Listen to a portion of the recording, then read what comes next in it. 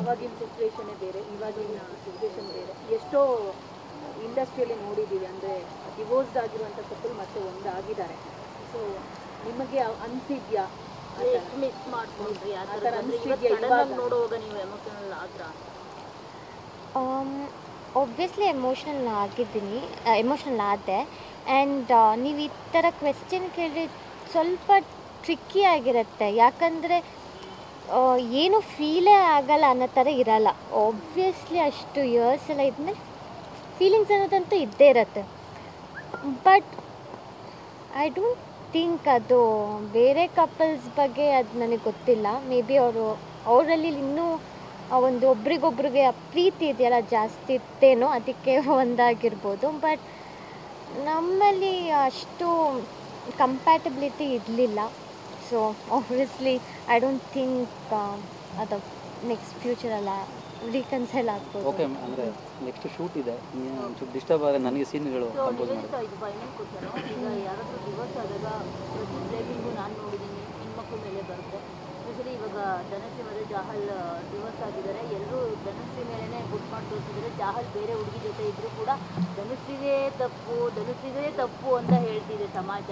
So ಅಂಥವ್ರಿಗೆಲ್ಲ ಏನು ಹೇಳೋಕ್ಕೆ ಇಷ್ಟಪಡ್ತಾರೆ ನಿವೇದಿತಾ? ಯಾಕಂದರೆ ನಿಮ್ಮ ಬಗ್ಗೆನೂ ಕೂಡ ಇದೇ ಥರ ಬ್ಲೇಮಿಂಗ್ ಬರ್ತಿರುವಂಥದ್ದು. ಪ್ರತಿ ನೀವಂತಾನೆ ಅಲ್ಲ, ಈವನ್ ಸಮಂತ ಆಗಲಿ, ಮತ್ತು ರೀಸೆಂಟಾಗಿ ಯಾರು ಕ್ರಿಕೆಟರ್ರು ಡಿವೋರ್ಸ್ ಆಗಿತ್ತು ಹಾರ್ದಿಕ್ ಪಾಂಡ್ಯ ಅವ್ರ ವೈಫ್ಗಾಗಲಿ ನತಾಶಾ. ಸೊ ಈಗ ನಿಮ್ಮ ವಿಷಯದಲ್ಲಾಗಲಿ ಧನಶ್ರೀ ವಿಷಯದಾಗಲಿ ಕಂಟಿನ್ಯೂಸ್ಲಿ ಇದೇ ನಾವು ನೋಡ್ತಾ ಇದ್ದೀವಿ. ಆ್ಯಸ್ ಎ ಹೆಣ್ಮಕ್ಳಿಗೆ ನಾವು ಕುತ್ಕೊಂಡು ನೋಡುವಾಗ ನಮಗೂ ಬೇಜಾರಾಗುತ್ತೆ, ಯಾಕೆ ಪ್ರತಿ ಸರಿ ಹೆಣ್ಮಕ್ಳನ್ನೇ ಬ್ಲೇಮ್ ಮಾಡ್ತಾರೆ ಅಂತ. ಸೊ ಅಲ್ಲಿ ಜಾಹಲ್ ಬೇರೆ ಹುಡುಗಿ ಜೊತೆ ಇದ್ರೂ ಇಲ್ಲಿ ಧನಶ್ರೀನೇ ಬ್ಲೇಮ್ ಮಾಡ್ತಾರೆ. ಸೊ ಅದ್ರ ಬಗ್ಗೆ ಏನು ಹೇಳ್ತೀರಾ ನೀವು? ಅದನ್ನು ಹೆಂಗೆ ಓವರ್ಕಮ್ ಮಾಡ್ತಾ ಇದ್ದೀರಾ, ಫೇಸ್ ಮಾಡ್ತಿದ್ದೀರಾ ಅಂತ? ನನಗನ್ಸುತ್ತೆ ನಮ್ಮ ಸೊಸೈಟಿನೇ ಆಗಿದೆ. ಅಂದರೆ ಏನೇ ಆದರೂ ಕೂಡ ಹುಡುಗಿರ್ದೆ ತಪ್ಪು ಅಂತ ಬ್ಲೇಮ್ ಮಾಡಿಬಿಡ್ತಾರೆ. ಫಸ್ಟು ಇವರೇ ಸರಿ ಇಲ್ಲ, ಇವ್ರಿಗೇನೋ ಇತ್ತು, ಇವ್ರು ಹಾಗೆ ಇವ್ರು ಸರಿ ಇಲ್ಲ ಅಂತ. ಅದು ಕಾಮನ್. ಅದು ಇವಾಗ ನೀವೇ ಇಷ್ಟು ಎಕ್ಸಾಂಪಲ್ಸ್ ಕೊಟ್ರಿ.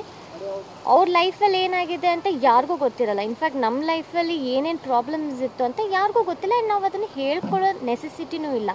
ಅಸಂಪ್ಷನ್ಸ್ ಅಂತ ಮಾಡ್ತೀವಿ ಯೂಶ್ವಲಿ, ಇವ್ರದ್ದೇ ತಪ್ಪಿರುತ್ತೆ ಅಂತ. ಅದು ಬ್ಲೇಮ್ ಗೇಮ್ ನಡೀತಾನೆ ಇರುತ್ತೆ. ಆ್ಯಂಡ್ ನಾವು ಅದನ್ನು ಚೇಂಜ್ ಮಾಡೋದಕ್ಕೂ ಆಗಲ್ಲ. ಅದು ಹೇಗೆ ಅವ್ರಿಗೆ ಬರಬೇಕು, ಈ ಥರ ನಾವು ಮಾಡಬಾರ್ದು, ಒಬ್ರ ಬಗ್ಗೆ ಈ ಥರ ಕೆಟ್ಟದಾಗಿ ಮಾತಾಡಬಾರ್ದು. ಅದು ಹ್ಯುಮ್ಯಾನಿಟಿ ಅನ್ನೋದು ಎಲ್ರಿಗೂ ಇರಲ್ಲ ಅಂತ ನನಗನ್ಸುತ್ತೆ. ಆ್ಯಂಡ್ ಇದನ್ನು ಓವರ್ಕಮ್ ಏನು ಹೇಗೆ ನಾನು ಮಾಡ್ತೀನಿ ಅಂದರೆ ನನ್ನ ವರ್ಕ್ ಮೇಲೆ ಕಾನ್ಸಂಟ್ರೇಟ್ ಮಾಡ್ತೀನಿ. ಇವಾಗ ಬೇರೆಯವ್ರು ನನ್ನ ಬಗ್ಗೆ ಏನು ಅಂದ್ಕೊಳ್ತಾರೆ, ಅದು ನನಗೆ ಸಂಬಂಧನೇ, ಅದು ನನ್ನ ಪ್ರಾಬ್ಲಮ್ ಅಲ್ಲ, ಅದು ಅವ್ರ ಪ್ರಾಬ್ಲಮ್ಮು. ಅವ್ರು ನನ್ನ ಬಗ್ಗೆ ಆ ಥರ ಯೋಚನೆ ಮಾಡ್ತಿದ್ರೆ ಅದು ಅವ್ರ ಪ್ರಾಬ್ಲಮ್. ನನ್ನ ಪ್ರಾಬ್ಲಮ್ ಹೆಂಗಾಗತ್ತೆ?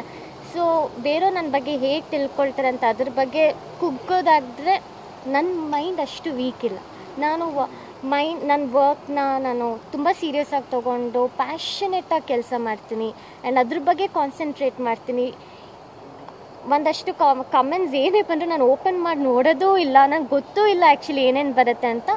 ಮಾಡ್ಕೊಳ್ಳಿ, ಅವ್ರು ಖುಷಿ ಬರುತ್ತಾ, ಬೇರೆಯವ್ರಿಗೆ ಕೆಟ್ಟದ್ದು ಬಯಸಿದ್ರೆ ಅವ್ರಿಗೆ ಖುಷಿ ಸಿಗತ್ತಾ, ದೇವ್ರು ನೋಡ್ಕೊಳ್ತಾನೆ. ನನ್ನ ಪಾಡಿಗೆ ನಾನು ನನ್ನ ಕೆಲಸ ಏನಿದೆ ಅದನ್ನು ಮಾಡಿಕೊಂಡು ಖುಷಿಯಾಗಿ ಇರ್ತೀನಿ. ಆ್ಯಂಡ್ ಹೋಪ್ಫುಲಿ ಒಂದಷ್ಟು ಜನ ನೆಗೆಟಿವ್ ಸೈಡ್ ಇದ್ದರೂ ಕೂಡ ತುಂಬಾ ಇಷ್ಟಪಡೋರು ತುಂಬ ಜನ ಇರ್ತಾರೆ. ಬಟ್ ಇಷ್ಟಪಡೋರು ಎಲ್ಲರೂ ಅದನ್ನು ಟೈಪ್ ಮಾಡಿ ನಮಗೆ ನೀವು ಇಷ್ಟ ಅಂತ ಸೋಷಿಯಲ್ ಮೀಡಿಯಾದಲ್ಲಿ ಕಮೆಂಟ್ ಮಾಡೋರು ಇರಲ್ಲ. ಲೈವಾಗಿ ಬಂದು ಮಾತಾಡ್ಸೋದು, ಪ್ರೀತಿಯಿಂದ ಮಾತಾಡ್ಸೋರು ತುಂಬಾ ಇರ್ತಾರೆ. ಸೊ ಅವ್ರು ಬಂದು ಮಾತಾಡ್ಸಿದಾಗ ಖುಷಿ ಆಗುತ್ತೆ. ಇನ್ನೂ ಚೆನ್ನಾಗಿ ಏನಾದರೂ ಕೆಲಸ ಮಾಡಿ ಪ್ರೂವ್ ಮಾಡ್ಕೋಬೇಕು ಅಂತ ಅನಿಸುತ್ತೆ. Also women should be self sufficient. ಅವ್ರು ಕೆಲಸ ಮಾಡಬೇಕು, ಅವ್ರದ್ದೇ ಆದಂಥ ಒಂದು ಸಂಪಾದನೆ ಇರಬೇಕು. ಆವಾಗ ಯಾರು ಏನೇ ಅಂದರೂ ಅಷ್ಟು ತಲೆ ಕೆಡಿಸ್ಕೊಳ್ಳೋದು ಅವಶ್ಯಕತೆನೇ ಬರಲ್ಲ.